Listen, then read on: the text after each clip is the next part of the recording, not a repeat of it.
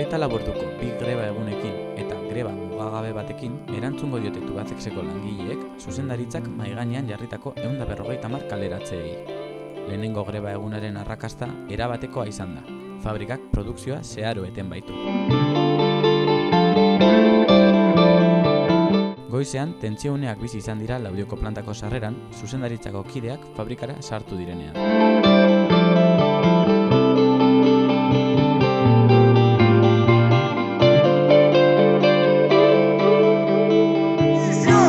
¡Dimisión!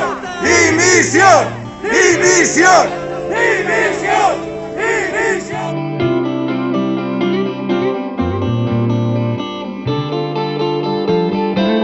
Arratsaldean, ehunka herritarrek egin dute bat enpresa batzordeak deitutako manifestazioarekin.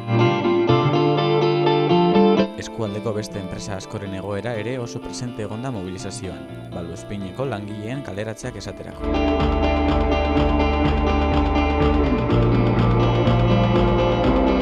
Jornada de huelga de 24 horas, primer día que se enlaza con la de mañana y seguido enlazaremos con una huelga indefinida, pero bueno, la valoración del día de hoy es totalmente positiva, a efectos productivos paralizadas las plantas 100%, no hay producción, se limita a la gente de servicios mínimos que ha entrado y jefatura. En la movilización, la manifestación que hemos tenido ahora, pues para nosotros un rotundo éxito. No alcanzamos a contar y es impredecible lo que pueda haber hoy aquí, pero lo que está claro es que la comarca se ha volcado, que somos conscientes todos y todas de que este problema no es de 150 familias, sino de la comarca en general.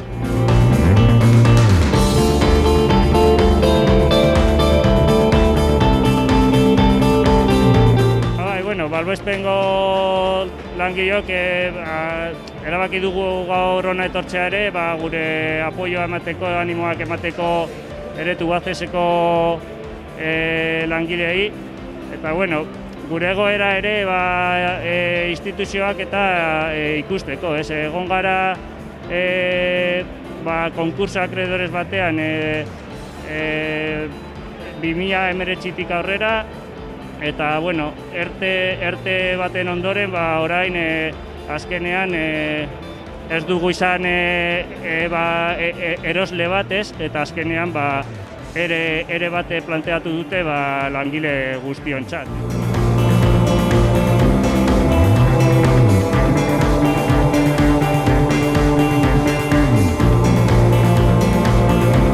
Gaur hori, greba 24 orduko greba izan dugu, bihar ere bai, astelehenetik aurrera greba mugagabea izango dugu, eta esan behar duguna da, ez garela etxiko, borrokatzen jarraitu behar dugula, euren diru goseak ez duela etenik, eta gu horretan tinko mantenduko garela.